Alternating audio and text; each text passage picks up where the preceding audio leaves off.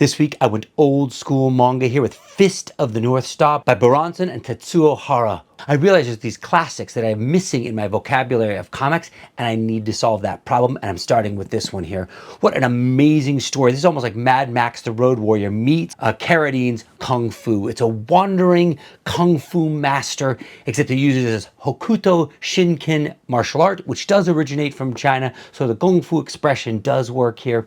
He's made his way to this post-apocalyptic world where it's all just this savage land of motorcycle drivers and crazy gangs and people struggling for food and water. It feels so Mad Max, so Fury Road, and also the techniques and fighting styles that he uses in there. You can see it inspired all over Street Fighter, Ryu, and Ken. Now this guy's special martial art allows him to hit pressure points on people and then they explode. So it's this hyper-violent, wildly crazy story, and our main character, Ken, is wandering through this post-apocalyptic world. He's got his sidekick, Bat, who's like the funny comic relief who keeps bouncing around him, and then there's this young girl, Rin, who he always looks after, and she seems to come back into his life, and he rescues her, then sets her aside, and then she comes back around. And he uses this incredible martial art that affects pressure points, causes people to explode. He's ultra lightning fast. He can chop arrows in half, and he uses 100% of his body strength. So albeit a muscly guy, there are huge monstrous thugs he's always taking on, but he can overpower them.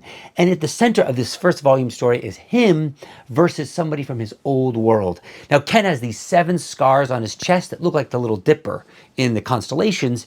It was given to him by someone who was his enemy, who stole his girl from him, killed people and forced her to love him.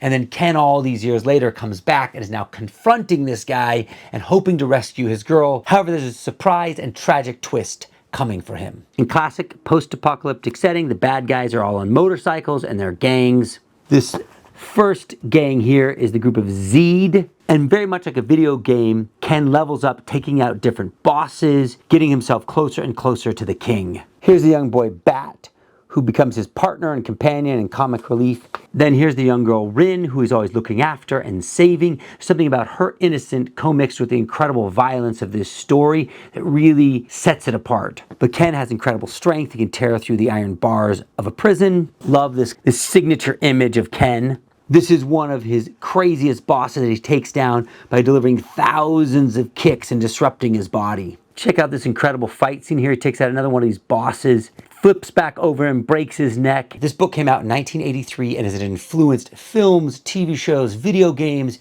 and anything dealing with martial arts and action seems to have stemmed from this story. I'm always impressed when you go back to these classics, you realize, whoa, how much other people have been stealing from that work and incorporating in theirs. Check this one out.